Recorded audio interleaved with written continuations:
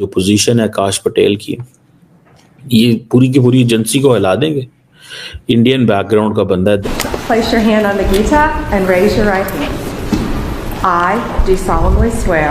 I, Kashyap Pramod Patel, do solemnly swear. आकाश पटेल साहब गुजराती हैं, कोई शक नहीं, but he is a proud Indian. उनके पेरेंट्स प्राउड इंडियन है।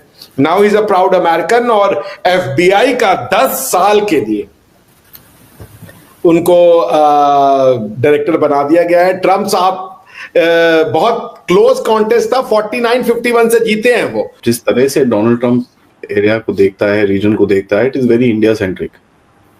ठीक है, वो इंडिया की नजरों से इन चीजों को देखेगा। हम सुनते थे इजरायली लॉबी, अब एक इंडियन लॉबी भी अमेरिका के अंदर मौजूद है, और वो इंडियन लॉबी जो है वो आपको कांग्रेस में भी नजर आएगी, वो स्टेट डिपार्टमेंट में। इस्लाम की दुनिया का क्या हो रहा है? देखिए, बड़ी अफसोस की बात है, मुझे ये कहना पड़ रहा है कि ऐसी कोई दुनिया है ही नहीं। ये जी कि जी द वर्ल्ड ऑफ इस्लाम, मुस्लिम ममालिक, उम्मा, कोई चीज़ नहीं है ऐसी। सियासी तौर पे कोई चीज़ नहीं है ऐसी, ना ही थी। ये बातें हैं सारी। भारत ने जो कुछ और खलीजी ममालिक हैं उनके साथ एक स्ट्रेटेजिक पार्टनरशिप डेवलप हो गई है उनके साथ, जिसमें कुवैत है, ओमान है, UAE है, सऊदी अरब है। Syria was destroyed, Libya was destroyed, Iraq was destroyed. क्या किया मुसलमान के जो हमारे मुस्लिम लीडर्स हैं? इजिप्ट उनके साथ चला गया, जॉर्डन उनके साथ चला गया, UAE उनके साथ चला गया। तो क्या रह गया आपके पास? जिनके पास 4 पैसा है वो उधर चले गए। नमस्कार दोस्तों, स्वागत करता हूं आपका एक और नए एपिसोड में। दोस्तों, आकाश पटेल FBI के डायरेक्टर के तौर पे अब उन्होंने शपथ ले लिया है। गीता पर हाथ रखकर उन्होंने शपथ लिया है। दोस्तों, आकाश पटेल का ये FBI का डायरेक्टर बनना भारत के लिए बहुत ही महत्वपूर्ण हो जाता है। जी हाँ दोस्तों, अब जाते हैं जैसे कि ट्रम्प इंडिया सेंट्रिक पॉलिसी को अपनाएंगे, चाहे हम एशिया की बात करें या जो हमारे दुश्मन है यहाँ पर, अभी बांग्लादेश भी आ चुका है चीन और पाकिस्तान के बाद, तो वहाँ पर भारत को बहुत फ़ायदा होने वाला है। और दोस्तों, इसी पर जब से जो FBI के डायरेक्टर बने हैं आकाश पटेल, जो कि ओरिजिनली गुजरात से हैं, तब से पाकिस्तानी मीडिया का रो रो कर बुरा हाल हो रहा है। जी हाँ दोस्तों, और इसी पर पाकिस्तानी मीडिया से रिएक्शन निकल कर आ रहा है, जो मैं आप लोगों के साथ शेयर करने जा रहा हूँ। सो विदाउट वेस्टिंग टाइम चलिए हम लोग ये वीडियो शुरू करते हैं। हो सके तो चैनल को सब्सक्राइब कर वीडियो को लाइक भी कर दीजिएगा। जय हिंद, जय भारत। आई के वो डायरेक्टर बन गए हैं, क्या कहेंगे आप? कितनी इंपॉर्टेंट पोस्ट है ये? और दूसरा ये कि उनकी फैमिली जो है वो गुजरात से, यानी कि सीधे सीधे मोदी जी से जाके मिलते हैं। हाँ, नहीं, आकाश पटेल साहब गुजराती हैं, बट वो ईस्ट अफ्रीका से हैं, युगांडा से बेसिकली। उनका परिवार युगांडा में था, और उसके बाद जब ईदी अमीन के समय में जो एंटी इंडिया ड्राइव चलाई गई, जिसमें इंडियंस को मारा गया, प्रोसिक्यूट किया गया और उनको वहां से निकाला गया, तो क्षमा कीजिएगा, उसमें उनकी फैमिली भी थी। और उनकी फैमिली भाग करके फिर यहाँ आई, क्या नाम है, अमेरिका। और फिर अमेरिका में वो लोगों ने अपना नया देश बनाया। और आज आकाश पटेल गुजरात से भी सर उनका बताया जा रहा था। They are Gujarati originally, ancestor उनके गुजरात के हैं। उनके माता पिता भी उनके अभी जो स्वेरिंग इन सेरेमनी में गुजरात से गए थे। तो देखिए, भारतीय तो once an Indian always an Indian. आप दुनिया में कहीं भी रह जाइए, 400 साल 500 साल, इंडियन अपना रूट नहीं छोड़ता। तो वो गुजराती हैं तो अपने मम्मी पापा को जय श्री कृष्णा ही ग्रीट करते हैं वो आज भी। तो वो गुजराती हैं, इसमें कोई शक नहीं। और मेरे लिए तो गुजराती नहीं, भारतीय हैं। जब वो इंडिया से बाहर चले गए तो फिर भारतीय हो जाते हैं सब।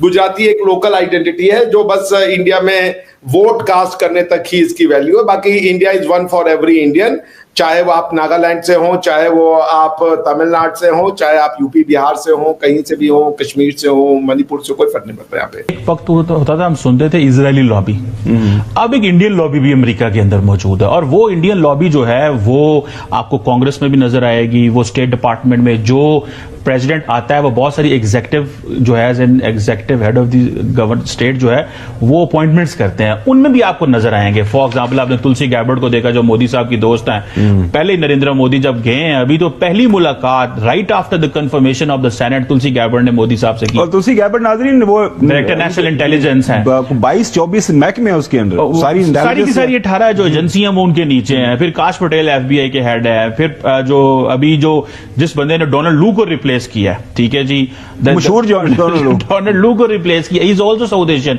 वो 4 किताबें लिख चुके हैं और उनमें 2-3 पाकिस्तान के खिलाफ उन्होंने लिखी हुई हैं। सो एक इंडियन लॉबी की बहुत बड़ी प्रेजेंस है वहां पे, और उसकी वजह यह है कि वो इंडिया जो है वो अमेरिका को महसूस कराता है कि हम उसी तरह दुनिया को देखते हैं जिस तरह आप देखते हैं। पिछले दौर में यह था कि हम एक एंटी चाइना ग्रुप हैं, हम इंडो पैसिफिक के लेंस से आपको देखते हैं। अभी देखें, जिस चीज पर पाकिस्तान को काम करना चाहिए, जो आपने सवाल किया है, सवाल यह है कि अमेरिका की जो है वो इंडिया पॉलिसी है, अमेरिका की साउथ एशिया पॉलिसी होनी चाहिए।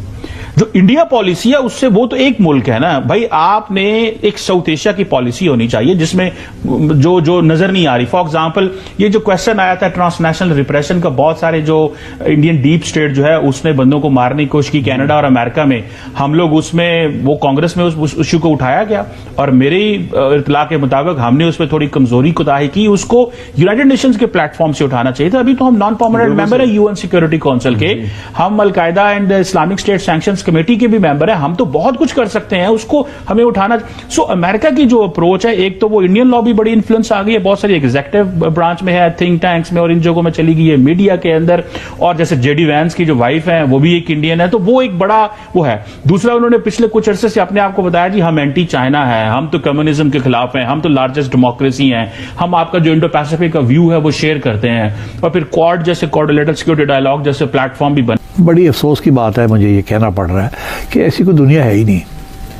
ये जी कि जी द वर्ल्ड ऑफ इस्लाम, मुस्लिम ममालिक, उम्मा, कोई चीज़ नहीं है ऐसी, सियासी तौर पे कोई चीज़ नहीं है ऐसी, ना ही थी। ये बातें हैं सारी, ये हर मुल्क जो है वो अपने मफाद में करता है, उसमें इस्लाम का वो बातें होती हैं इस्लाम की, मगर इस्लाम का कोई तवज्जो नहीं है। तवज्जो ये है कि जी अपने आप को कैसे बचाना है, अपने आप को कैसे बढ़ाना है, एंड सो ऑन। तो ये आप भूल जाएं कि जी वर्ल्ड ऑफ इस्लाम को, या मुस्लिम ममालिक की जो दुनिया है, जो सिविलाइजेशन है, वो उसका आप भूल जाएं, उसको अब सोचे भी ना। आप ये देखें कि करने क्या जा रहे हैं, एक दूसरे को तो ट्रस्ट नहीं करते, एक दूसरे के साथ तजारत ठीक नहीं करते, और सारे कोई सब घुसे हुए हैं अमेरिका की पॉकेट के अंदर।